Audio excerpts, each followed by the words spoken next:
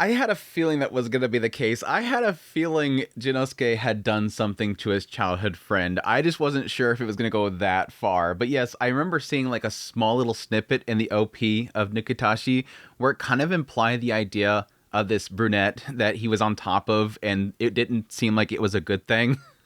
And sure enough, with episode 8 of Nukitashi, we're confirming that Janoske tried to himself upon his childhood friend. Ugh. That was not cool. I mean, at least it looks nice that Nanase is now older and she acknowledges that Janoske was really warped by the society they're in. Because, I mean, that's what it comes down to. That's why I keep talking about with this series. I really do appreciate that it's technically, yes, taking very difficult subjects. This is an entire island where this law forces you to have to, yes, do it. You have to, on this island, you have to, and they're going to force you if you don't. And a lot of people growing up in that society are going to be warped into thinking like Janoske did. In order to save her, I have to her. That's what the society says. And so he thought in order to fix her, it wasn't when the assumption is that he's always thought that it must be with the one that you love. And that, yes, back here he had a lot of people laughing at his. It's not as if he was against it back then. Again, because society told him that he's supposed to be for it. It wasn't until he himself upon her, it scared her, and then she left, that yes, he suddenly gravitates to what her mindset was. She said that it should be with the one you love. And so he, in regretting what he did, makes that his motto. It was never his motto to begin with. The society told him what his motto was, and that led him to making a massive mistake. But it's kind of interesting because, yes, I've seen discussion here and there about people being quite upset at Ikuko because she herself upon Janoske. And then turns out, Janoske did the same exact thing she's doing. Ikuko grew up in this society, and yes, she likes it, but she was brainwashed into the society of thinking this is what you're supposed to do, and it feels very good, you gotta keep doing it. She was just like Janoske was. Janoske thankfully didn't follow through with it. He was stopped. Thankfully, she was able to push him away, snap him out of it very briefly, and he regrets it. With Ikuko, she's doing the same exact thing. Like, all of these kids grew up in this really screwed up society where everybody's each other. Again, it's played out comedically, but it's got serious subjects in there that I think it's handling very well. If it's uncomfortable for people, I totally understand. If people are upset about that stuff, I totally understand. Don't watch it. That's simply all I can say.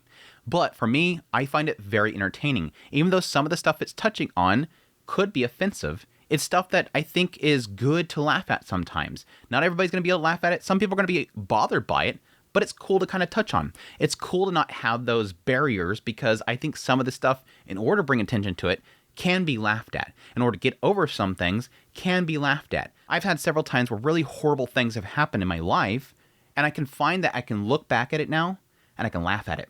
And that was a lot of cases where I was going through something really horrible, and the only way we were able to get through it is me and my family just laughing at it sometimes. Laughter can, in a lot of cases, cure a lot of things, and it can help you get through a lot of things. But anyways, I thought it was kind of interesting. I'm kind of curious how a lot of people that were really upset about Ikuko, how they're going to handle Janoske now. How they're going to handle the fact that he was in the same position she was. And if anybody says that Ikuko's different, nope. It's the same situation. They're both raised in society, and they were both led to believe this is what they have to do in the society. It's very interesting. Anyways, that said, let's get into the episode proper. Opening with Toshiaki, he talked about the fact that they're going to go forward the next part of the plan in order to spread ludism across the entire country. And yes, they're going to have to cut some funding from FS. Even though Janosuke's trying to help the FS, they're going to cut him anyways. They're going to cut him anyways. But yes, that's when we cut over to Janoske, and he's apologizing to everybody. He's put in his application for discharge, wanting to get out of there. I love Rei so much. This girl, like, so badly didn't want Janoske to leave. And again, that's a lot to do with the fact that she sees herself in Janoske, that he's trying to take care of his sister. And yes, technically he's lying about his sister being in a bad state and that he needs to leave for his sister. And that's just playing right into her heartstrings. Enough that she lets him keep the gun, takes the bullets, but lets him keep the gun. That girl was like, did not want him to leave. But yes, it kind of implies the idea that Toka's like, yeah, he's not leaving. If I have to bring him back, I will. I will. But yes, and then cuts over to him apologizing to everybody else, nearly taking off his finger. He's too heavy, we can't move him. All of a sudden, out of nowhere, Misaki's like, Doskoi! I was like, what the heck, girl? Yeah, Nanase going to cut her own finger off just to help him out, just to get him, snap him out of it.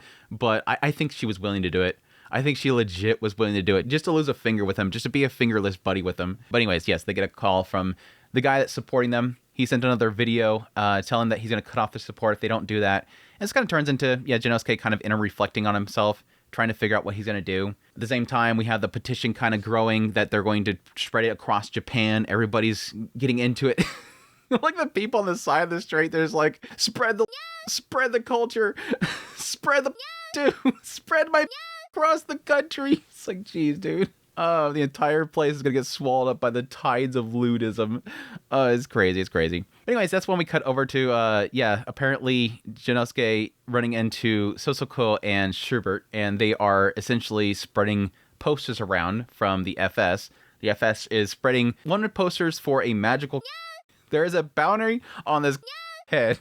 I really did feel like that was going to be like a massive like trauma point for Janoske right here because, again, it's pretty much putting all these posters up. All these people are sitting there like examining his and yeah, they're all making comments about it scary and all that kind of stuff. And I could totally see him just dropping into a state of like massive trauma once again. Like they have later on, literally he's in his room in the morning and he's looking at his and he's like, this is a magical... This thing can change the entire country. Yeah, they said that this can drive women crazy and control half of the human race, which is basically the females. Yes, we get it. But the fact is that it's a that has completely ruined my life. Anyways, we cut to dinner and Janoske is thinking about their next plan. And then out of nowhere, Misaki just speaks up and says, hey, Janoske, can we talk about your... Like everybody's eating and Misaki just turns to Janoske. He's like, hey, can we talk about your... Oh yeah, sure. Let's talk about my... apparently there's posters everywhere that has your on it. You have the magical don't you? Hinami's like, I've been a good girl and ripping them all down. Aren't I a good girl? No, that's actually against the law. You're actually a bad girl. But yeah, just more of Nanase trying to instill upon people that, Janoske has these problems and that everybody needs to support him, which is something they've gone through with like the last few episodes. This idea that Janoske just needs to be reminded that he has people behind him in order for him to get over his trauma. This is what he needs in order to get that boost. And so they kind of have to show that, hey, we're here for you. But yes, then we have the point in which the FS get the big bump they need, that they get notified that the show is cutting their funding, and the only way they can actually keep their funding and stick around is they're going to have to show that they have a superiority over the show. And so they got to find this. And they have a method in order to do that. It's a little bit forceful, but we can do it. I thought they were going to have everybody just like have all the men just all line up and all just down and just go one by one. But no, I'm guessing it was just sending them after Janoske in general. Because she already knows who has it. I'm guessing it's more the fact that just not Fumino, if we can get a hold of Janoske, that's our way. That's the forceful method. Again, that's what she said earlier. I hope you come back by your own will. But yeah, then we have Nanase pick up Janoske, take him out because she knows that he's in a bad state. And so they decide to go to the nudist beach. This is the quickest way to get to this one little beach area where, yeah, he kind of divulged his past. So they have to go to the nudist beach. And they noted that at the very beginning of the series. They noted that the nudist beach, you have to be... And so the only way they can go there without breaking the law is literally down. And the only way that they can't have his thing in front of everybody is for her to literally write on him. They said that the aura has parted the sea of people like a mimosas.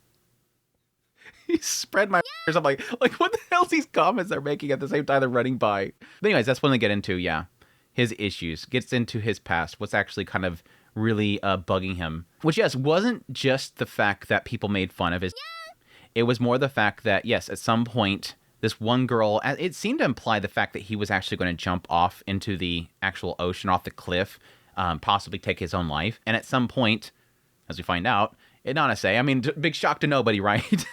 Nanase herself showed up out of nowhere and tried to help him out. Said that her mother said that everybody's special in some way. They're tall or they're pretty or whatever. And he's like, well, I bet that she didn't say that if people have big they're special. Well, no, she didn't. But I'm going to say, I mean, it's a good point. You're talking about tall people and pretty people. None of those are things that people make fun of. I mean, they make fun of tall people. But anyways, you're special for your big... You're special for your big... But here's, where things kind of go downhill. He does note that this girl's, like, very rough. Like, she's got scarring on her hands and everything like that. She's always getting beat up. Come to find out, I didn't actually think this was going to be the case. The lewd law was around back then. So here we're confirming that he left the island, and when he left the island, it already had that in play. And so everybody on the island all believed that was normal, and everybody should be having all the time. And it seems like, from Nanase's perspective back then, she didn't like it. Again, she believed that it should be kept for the one that you love. And him seeing that she's getting bullied because she doesn't believe this, in his brain, his child brain, knowing that everybody in this island says that it's happiness and that she's probably in the wrong, I need to save her. The only way that I can save her is that I need to get her to accept that ludism is good. Otherwise, she'll just keep suffering. And that's what he pops up and jumps on top of her. At least it stopped. Again, at least it stopped. But I'm like, oh no, don't tell me he did it too when he was young. Again, he tried to. But again, it goes in that whole thing, and that's what that was about here. Nanase seen that, and I am glad that Nanase seen that. She left, and then she came back like 2 years ago, became this Gyaru, became the super, and has now changed so much that Janoske doesn't recognize her.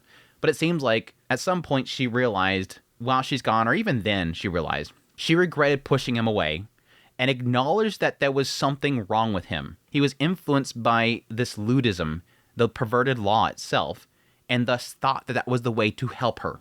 He wanted to save her and to help her by accepting what everybody believes is true, thus never being bullied again, by her and showing how great it is. She acknowledged that, and now she's back to kind of support him in some way. And at the same time, like I said earlier, the kind of interesting thing is that Janoske, through regretting what he did to her and scaring her and forcing himself upon her and accepting this stupid law, which now he absolutely hates because of, he now accepts what she believes. I want to spread the idea that is only for those that you love. And that's what he's been repeating. He literally just grabbed what she had and wanted to instill upon himself that. And it's funny because it even goes further than that, because she also sees that that action and the perverted law has sort of skewed his mind into this belief that he's going to stay eternally. Again, it's such a up island. It's such a up world. And it's all in this really stupid, pervy show. It's like, it's funny how clever it is. It's funny how stupid and lewd and dumb this story is, but yet it's kind of clever. It's kind of clever in what it's actually doing with these characters, even though it's extremely, yes, up. None of this stuff should... There's very little of this story I would even, like, support in the real world. It's kept to the visual novel and this anime, really. I mean, if people are fine with it, I don't give a If people are consenting, I don't give a But pressing this stuff on children is just horrible as hell. But what's worse is that he tells this whole messed up story. She basically implies that it's literally her. And then at some point he realized, oh, it's literally her. And then before he could even like confirm it, she's like, yeah, okay, I'm supporting you. And he's got this massive...